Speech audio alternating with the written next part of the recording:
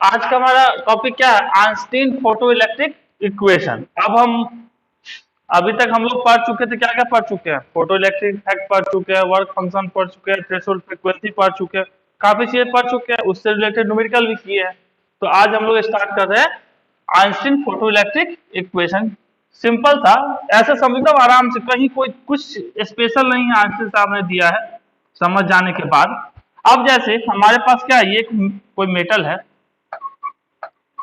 जिसका photo electric effect करना, तो यहां से जो हमारी लाइट बीम है आई, तो अभी क्या आएगी, तो इसके पास क्या होगा, कुछ एनर्जी होगा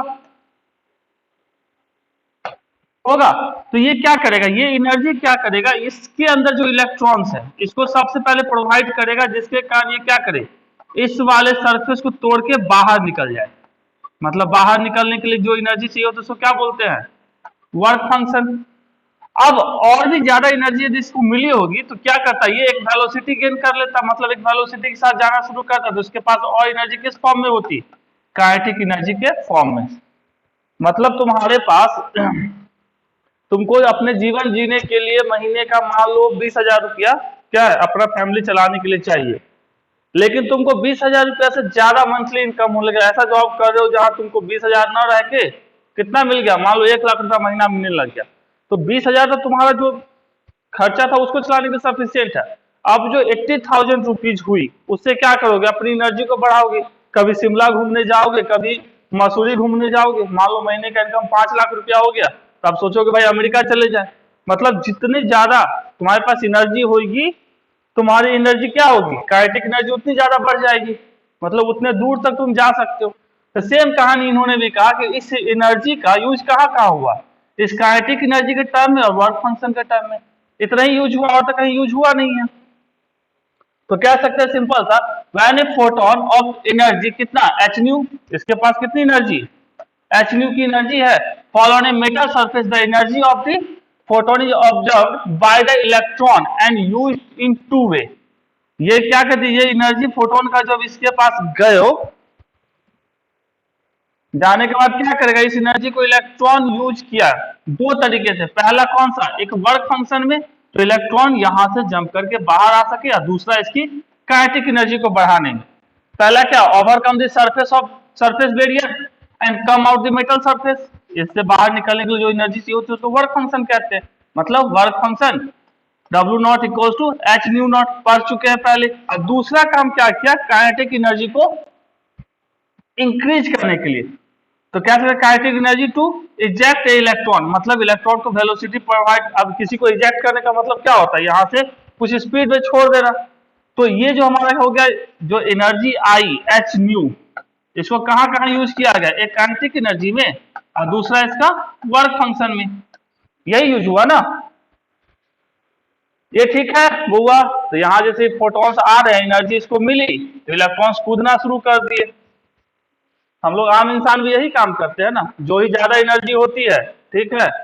अभी जैसे मान लो तुमको दीपावली में हर एक साल 10 रुपया मिल रहा था, इस साल पापा जी कुछ ज्यादा खुश हुए 100 रुपया दे दिए, तुम्हारी एनर्जी क्या हो जाएगी, बढ़ जाएगी। हर एक साल 10 रुपया का एक समोसा या 2 समोसा खाते थे, इस बार क्या खाओगे, अब 100 रुपया मिल गया 100, अब इस बार का वो जलेबी भी खा लेंगे और कुछ कुछ कुछ चाट वाट खा लोगे, तो एनर्जी ज्यादा था, ज्यादा कूदना।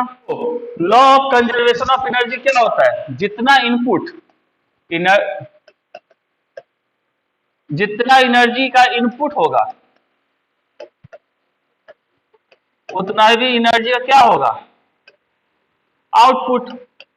मतलब ना ही एनर्जी कभी बर्बाद हो सकती है, ना ही कभी पैदा की जा सकती है, एनर्जी का क्या होगा, सिर्फ ट्रांसफॉर्मेशन होता है। तो एनर्जी इनपुट में कितना भी जस्ट आया था, एच इंटू न्यू, ठीक है। और आउटपुट में कहां कहां यूज हुआ, पहला यूज हुआ इलेक्ट्रॉन को सरफेस बैरियर से बाहर निकालने के लिए वर्क फंक्शन, और दूसरा बाहर निकालने के बाद इसको क्या प्रोवाइड किया, काइनेटिक एनर्जी। इसी दो टाइम में यूज हुआ, तो पहला हमारा क्या वर्क फंक्शन में यूज हुआ, दूसरा हमारा इसका काइनेटिक एनर्जी में यूज हुआ। अब यहां से हम काइनेटिक एनर्जी क्या लिख सकते हैं, काइनेटिक एनर्जी मैक्सिमम लिखना चाहे तो क्या लिख सकते हैं, H new minus work function, या लिखना चाहे H into new minus H into, इसको और क्या लिखते थे, न्यू नॉट। थ्रेशोल्ड फ्रीक्वेंसी के साथ ऐसे ही लिखते थे ना। अब यहां से एच को कॉमन ले लेंगे, क्या बचेगा, और ये हमारा हो गया क्या, इतना लिखा जा सकता है। अब एक फॉर्मूला और पढ़े थे, याद होगा, C equals to n lambda, याद है कभी पढ़े थे। तो यहाँ पे ये हमारा, यहाँ पे हम C के जगह पे न्यू यूज कर रहे हैं, या इसको ऐसा लिख सकते थे, क्या लिखते, और इसको लिखना चाहते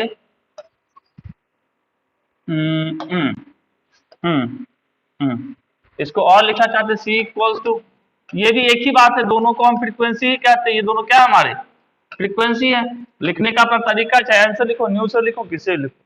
तो यहां से न्यू इक्वल्स टू क्या लिख सकते हैं, C बाई लेमडा लिखा जा सकता है। तो यहाँ तो इसको हम लिख सकते हैं H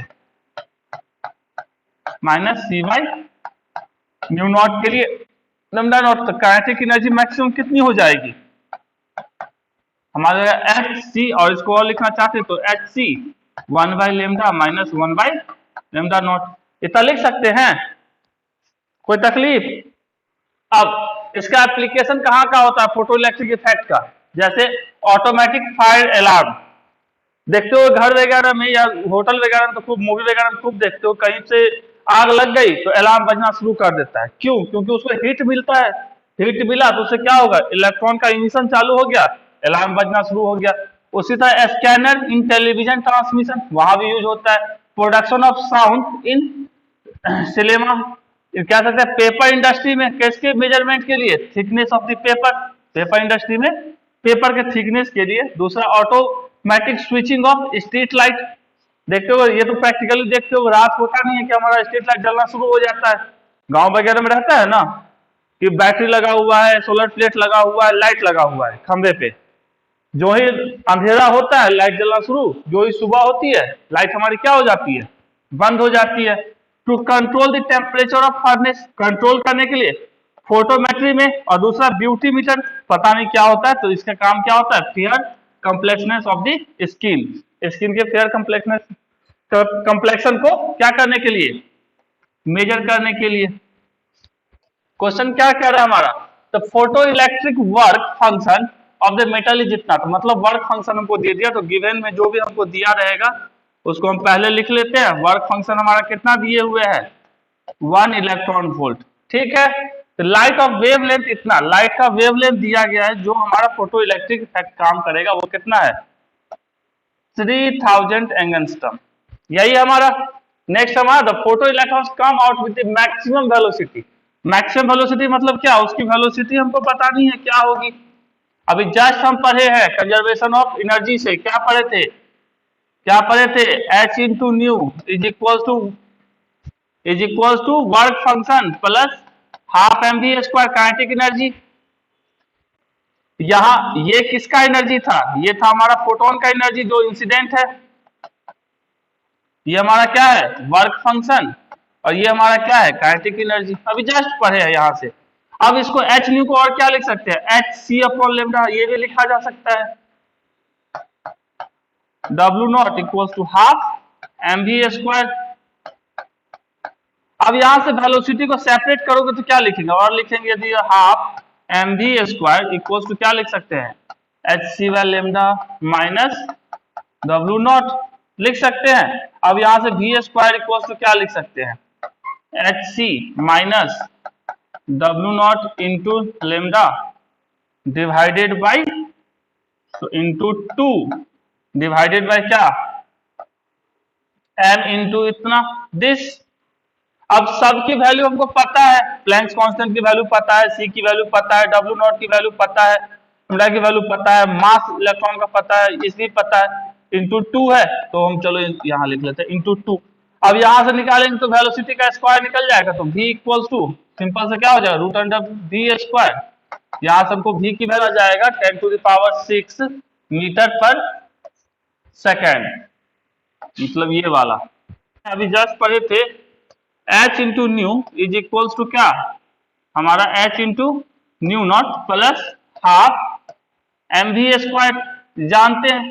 तो केस 1 में क्या कह रहा है, केस 1 में कह रहा है हमारा कितना हो, ये न्यू की वैल्यू कितनी, न्यू की वैल्यू बोलिए 2 न्यू नॉट। तो हम इसको इक्वेशन में जाते तो क्या लिखते, h into two nu naught is equals to h plus half m v square. यहां से लिखेंगे और थोड़ा सा, तो ये इस साइड आएगा तो घट जाएगा, मतलब ये हो जाएगा हमारा h न्यू नॉट।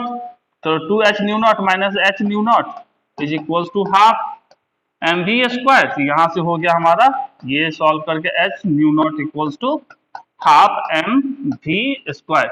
ये पहला केस था, इसमें वेलोसिटी क्या मिली थी मैक्सिमम v1, तो ये हमारा v1, ये भी v1, ये भी हमारा v1, इक्वेशन नंबर 1। अब दूसरे केस में हमको क्या कह रहा है, केस 2 में कह रहा है हमारा कितना हो गया है 5 न्यू नॉट, मतलब हमारा जो इसकी हो गई 5 कितना, तो इस केस में हमारी वेलोसिटी क्या मिली है v2 बोल रहा है ना, तो मैक्सिमम वेलोसिटी कितना v2। तो हम इसको लिखते तो क्या लिखते, h इंटू 5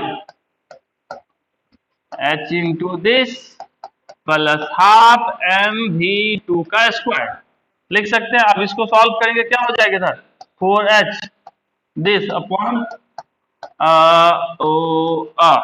अब ये इक्वेशन नंबर 2। अब इक्वेशन हमको पूछा क्या जा रहा है v1 बाई v2, तो इक्वेशन 1 डिवाइडेड बाई इक्वेशन 2, तो क्या हो जाएगा, इक्वेशन 1 है हमारा divided by 4h this equals to 1 by 2 m v1 का स्क्वायर डिवाइडेड 1/2 एम v2 का स्क्वायर। ये से ये साफ, ये साफ, इधर से क्या बचा 1/4, 1/4 equals to v1 by v2 का स्क्वायर। तो यहाँ से v1 बाई v2 क्या हो गया, v1 by v2 equals to 1/2 लिख सकते हैं ना, v1 by v2 is equals to 1/2, इतना होगा। तो 1/2 कौन सा है, ऑप्शन नंबर ए। चलो क्या कह रहा है, photo electric threshold wavelength of silver कितना, इतना दिया हुआ है। तो थ्रेशोल्ड वेवलेंथ सिल्वर के लिए कितना दे दिया हमारा वेवलेंथ 3250 इंटू 10⁻⁻10 मीटर। ओके, ये हमारा क्या है गिवन डाटा है। Okay, the velocity of electron ejected from the silver surface by ultraviolet light of wavelength इतना।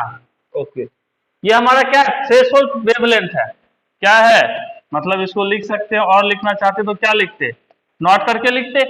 अब हमको क्या कह रहा है, the velocity of electron ejected from the silver surface by the ultraviolet light of wavelength इतना।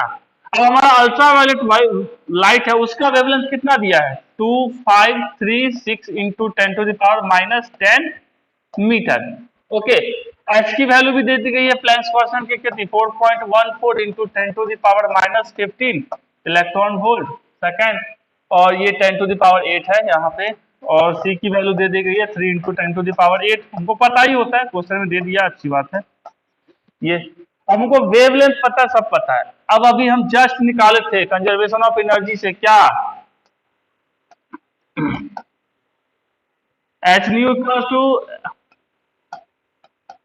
Half m v square. हमसे actually पूछा क्या जा रहा है, वैसे वैसे वैसे वैसे वैसे, तो वेलोसिटी ऑफ इलेक्ट्रॉन, वेलोसिटी पूछा जा रहा है v इक्वल्स टू व्हाट।